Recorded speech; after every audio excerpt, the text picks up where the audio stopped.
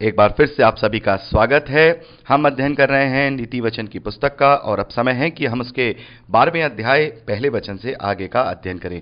मेरे प्यारे भाई बहनों, इस 12वें अध्याय में बहुत सारे ऐसे नीति वचन हैं, बहुत सारी ऐसे बातें हैं, शिक्षा की बातें हैं जो सुलेमान ने लिखी हैं, जिनको हमें समझना ज़रूरी है, क्योंकि हम इन्हें भौतिक रूप से तो समझ लेते हैं, लेकिन कई बार हम इनका आत्मिक अर्थ नहीं समझ पाते हैं। तो आज हम क्योंकि इसमें बहुत सारे ऐसे वचन हैं जिनका हमें पढ़ना ज़रूरी है, एक एक वचन को हम पढ़ेंगे और उसका जो फिजिकल अर्थ है वो भी जानेंगे और उसका आत्मिक अर्थ भी जानेंगे। और जो वचन ऐसे होंगे जिन्हें हम केवल फिजिकल रूप से ही लेंगे, उन वचनों को हम स्किप करेंगे, आप केवल उन्हें पढ़ करके ही समझ सकते हैं। तो सबसे पहले हम पहले वचन से आगे पढ़ते हैं। यहाँ पर पहले वचन में लिखा है, जो शिक्षा पाने से प्रीति रखता है वह ज्ञान से प्रीति रखता है, परंतु जो डांट से बैर रखता वह पशु सरीखा है। मेरे प्यारे भाई बहनों, जैसा कि हमने बात की कि परमेश्वर ने जब आदम को अपने स्वरूप और अपनी समानता में रचा था, तब वो एक पशु सरीखा नहीं था। वो एक पशु सरीखा नहीं था। पशु सरीखा मतलब क्या? देखिए, जब हम इस धरती की सृष्टि को देखते हैं, पशु पक्षी और तमाम प्राणियों को देखते हैं, तो उनमें कॉमन बात क्या है?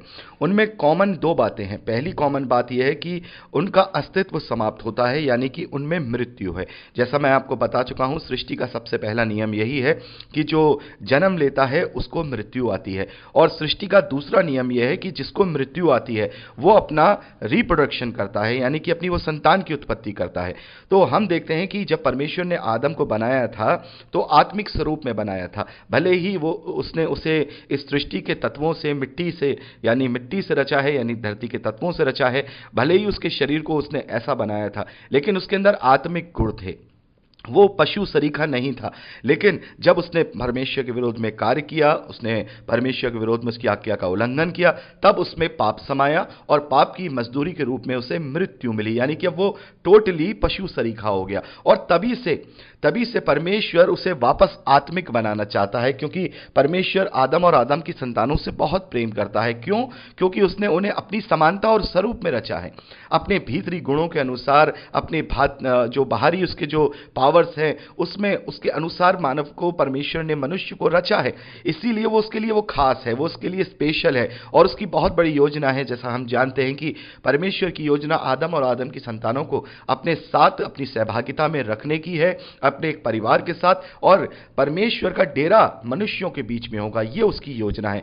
तो वो शुरू से ही, जब से आदम को अदन की वाटिका से बाहर निकाला गया है, वो मनुष्यों को पशु सरीखा बनने से रोक रहा है। और वो पहले तो खुद बात किया करता था, स्वर्गदूतों के द्वारा बात किया करता था, फिर उसने भविष्यवक्ताओं के द्वारा बात किया, फिर उसने स्वयं वचन के द्वारा, स्वयं अपने आप, अपने वचन के द्वारा, जो स्वयं परमेश्वर है उसके द्वारा परमेश्वर ने हमसे अपने आप से देहधारी होकर प्रभु यीशु मसीह के रूप में जो बुद्धि और ज्ञान और वचन है, जो जीवन की रोटी है, उसके द्वारा उसने हमसे बात किया, ताकि हम पशु सरीखे ना रहें। तो जो शिक्षा पाने से प्रीति नहीं रखता, यानी कि जो परमेश्वर की बातों को मानने से प्रीति नहीं रखता, यानी कि इच्छा नहीं रखता है, जो ज्ञान से प्रीति नहीं रखता, परमेश्वर की समझ को लेने के लिए इच्छा नहीं रखता, और जो डांट से बैर करता है। डांट यानी, मेरे प्यारे भाई बहनों, हम देखते हैं कि अगर हम अपने बच्चों को डांटे नहीं, समझाएं नहीं, उन्हें ताड़ना ना दें, तो वो बिल्कुल छूट जाएंगे, वो बिल्कुल बिगड़ जाएंगे।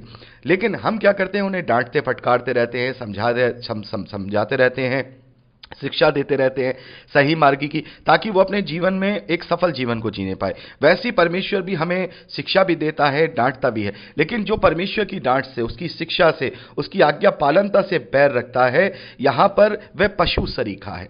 मेरे प्यारे भाई बहनों, मैं हमेशा कहता हूं कि जो परमेश्वर का भय नहीं मानते हैं, या जो प्रभु को जानना तो चाहते हैं लेकिन सही मायने में उससे जानते नहीं है, तो वो एक पशु सरीखा जीवन ही जी रहे हैं। वो कर क्या रहे हैं? जैसे मान लीजिए, अगर हम परमेश्वर को नहीं जानते हैं या हमारे अंदर उसकी आज्ञा पालनता नहीं है, तो एक मनुष्य में, एक पशु में क्या फर्क रह जाएगा? क्या फर्क रह जाएगा? मृत्यु तो उसमें पहले से ही आदम के द्वारा विरासत में मिली हुई है, वो मृत्यु को प्राप्त हो जाएगा। पशुओं के जैसे, पशुओं की समानता में वो जीवन भर शारीरिक सुख भोगता रहेगा, खाता रहेगा, पीता रहेगा और शारीरिक संबंध बनाता रहेगा, संतान उत्पन्न करता रहेगा। इसके अलावा तो उसकी जिंदगी में कुछ भी नहीं।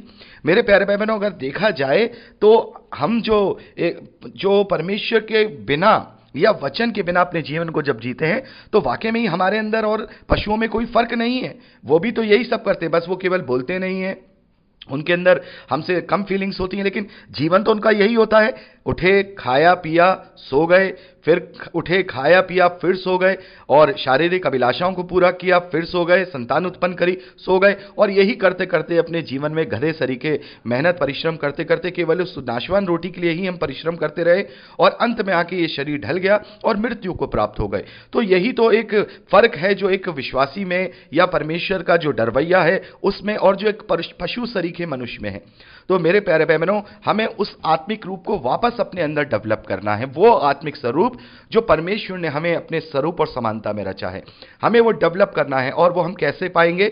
हम परमेश्वर की शिक्षा पाकर उससे उसकी जो ताड़ना है उसको तुच्छ ना जानकर अपने जीवन में अपने आप को आत्मिक रीति से जब हम जिएंगे, तब हम उस पशु सरीखे मनुष्य से हटकर आत्मिक सरीखे मनुष्य बन जाएंगे। तो हमें अपने जीवन को इस कसौटी पर तौलना है कि हम अपने जीवन को कैसे जी रहे हैं। निरर्थक जी रहे हैं, यानी जिसका कोई अर्थ नहीं है, या फिर सार्थक जी रहे हैं, यानी कि अर्थ के साथ जी रहे हैं। तो जो भी मनुष्य है वो परमेश्वर की आज्ञा पालनता के साथ अपने जीवन को जीता है, तो वो एक सार्थक जीवन जीता है, और वो एक पशु सरीखा नहीं जीता है। तो मेरे प्यारे भाई बहनों, हमें ये डिसाइड करना है कि हमें एक जानवरों वाली जिंदगी जीनी है, या फिर मनुष्यों वाली, जो आदम को जिस स्वरूप में परमेश्वर ने अपनी समानता में जो रचा है उसमें अपनी जीवन को जीना है। तो जो लोग बुद्धि को यानी परमेश्वर को ग्रहण कर लेते हैं वो लोग आत्मिकता वाला जीवन जीते हैं, और जो लोग केवल संसारिक की चीज़ों पर लगे रहते हैं तो वो एक पशु वाला जीवन जीते हैं। जैसे पशु खाएंगे पिएंगे सोएंगे और फिर मर जाएंगे, उनका कोई अस्तित्व नहीं है, वैसे ही एक मनुष्य वैसे ही खाएगा पिएगा, अपनी शारीरिक अभिलाषाएं पूरी करेगा और मर जाएगा। और यदि उसने अपने जीवन में परमेश्वर के विरोध में उसका विरोध करके जीवन जिया होगा तो फिर वो अनंत आग में भी, अनंत आग यानी गंधक की झील या नर्क हम जिसे कहते हैं, उसमें भी वो उस दंड के लिए डाला जाएगा। आगे बढ़ते हैं मेरे प्यारे बहनों। भले मनुष्य से तो यहोवा प्रसन्न होता है, परंतु बुरी युक्ति करने वाले को वह दोषी ठहराता है। कोई मनुष्य दुष्टता के कारण स्थिर नहीं होता, परंतु धर्मियों की जड़ उखड़ने की नहीं।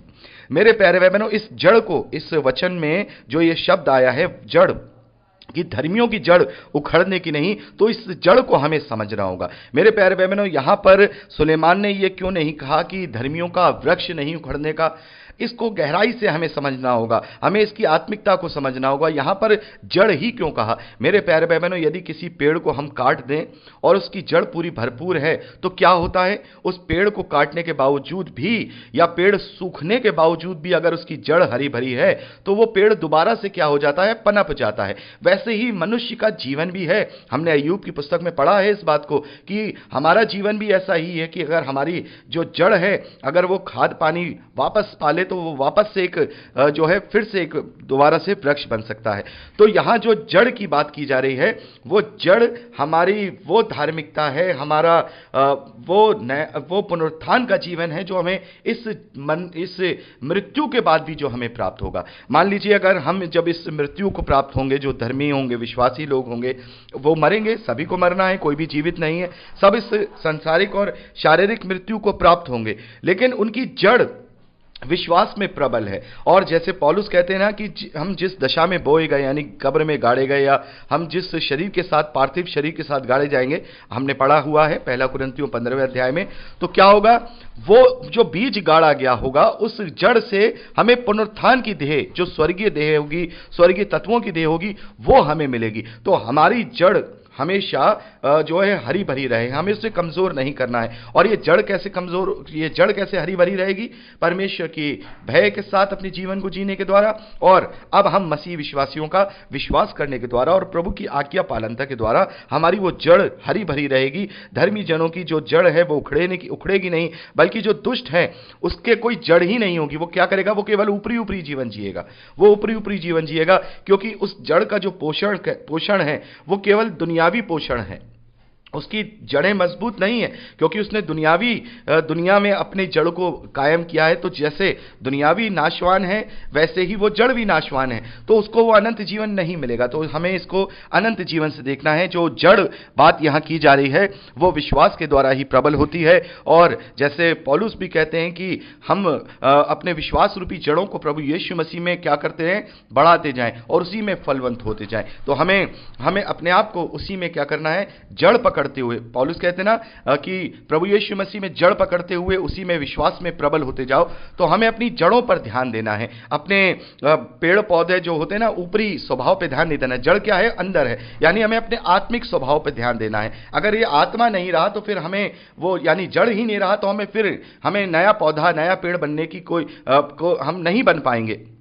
तो हम क्या कर रहे हैं, बाहरी पत्तों पर, बाहरी डालियों पर, यानी दुनियावी इस बाहरी शरीर पर ध्यान दे रहे हैं। ये बाहरी शरीर पर हमें ध्यान नहीं देना है, ये नाशवान है। हमें जड़ पर ध्यान देना है, अपने आंतरिक भीतरी मनुष्य पर ध्यान देना है। और उनकी अगर हमारी जड़ मजबूत है प्रभु यीशु मसीह में, तो फिर वो कभी उखड़ने की नहीं। मेरे प्यारे भाई बहनों, अब बात करते हैं चौथे वचन की। यहां लिखा है, भली स्त्री अपने पति का मुकुट है, परंतु जो लज्जा का काम करती है वह मानो उसकी हड्डियों के सड़ने का कारण होती है। तो मेरे प्यारे भाई बहनों, यहां पर हम फिजिकल बात को देख रहे हैं कि भाई, जैसे हम देखते हैं कि स्त्री जो होती है, अगर वो अच्छी स्त्री है तो अपने पति का मुकुट होती है, उसके लिए सुकून, उसके लिए शांति, उसके लिए इस धरती पर उन्नति का कारण हो जाती है। लेकिन जो स्त्री लज्जा के काम करती है और अच्छी नहीं होती है, अपने पति से हमेशा लड़ती झगड़ती रहती है, वो क्या होती है, मानो उसके लिए वो जलन का कारण, वो हमेशा वो व्यक्ति कुढ़ता रहता है।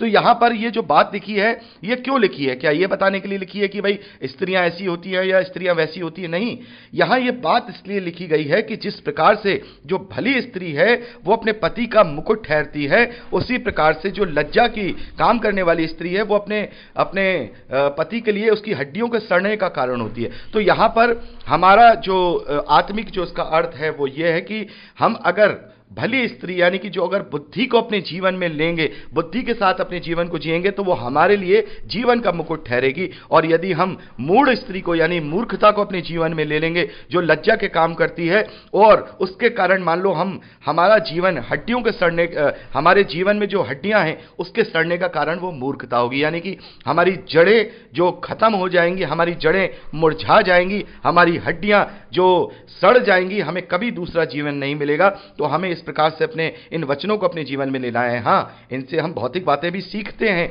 कि भाई एक स्त्री को एक भला होना चाहिए, और उसके कारण परिवार का नाक ऊंची होती है। परिवार उसके द्वारा क्या करता है, परिवार उसके द्वारा गर्व महसूस करता है, वो बात अलग है। लेकिन हमें अपने विश्वास के द्वारा प्रभु पर जो हम डरवइये हैं उसके द्वारा हमें क्या करना है, अपने आप को जीवन के मुकुट के योग्य बनाना है। जो बुद्धि को ग्रहण करता है वो जीवन के मुकुट को ग्रहण करता है, परंतु जो लज्जा और उस मूढ़ स्त्री को, यानी मूर्खता को ग्रहण करता है, मानो उसकी हड्डियों के सड़ने का कारण वो मूढ़ता हो जाती है, वो संसारिक अभिलाषाएं और लालसाएं हो जाती हैं। आगे लिखा है 5वें वचन से, धर्मियों की कल्पनाएं न्याय की होती हैं, परंतु दुष्टों की युक्तियां छल की हैं। दुष्टों की बातचीत हत्या करने के लिए, घात लगाने के विषय में होती है, परंतु सीधे लोग अपने मुंह की बात के द्वारा छुड़ाने वाले ठहरते हैं या छुड़ाने वाले होते हैं।